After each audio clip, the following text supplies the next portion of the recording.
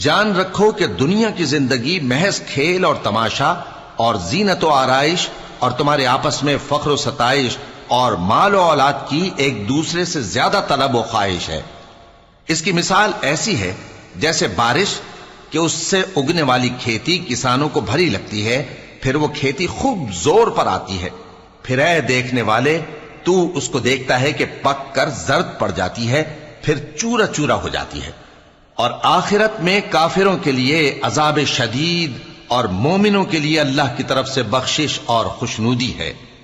اور دنیا کی زندگی تو دھوکے کا سامان ہے۔ بندو اپنے پروردگار کی بخشش کی طرف اور جنت کی طرف لپکو جس کا عرض آسمان اور زمین کے عرض کا سا ہے، اور وہ ان لوگوں کے لیے تیار کی گئی ہے جو اللہ پر اور اس کے پیغمبروں پر ایمان لائے ہیں۔ یہ اللہ کا فضل ہے، جسے چاہے عطا فرمائے، اور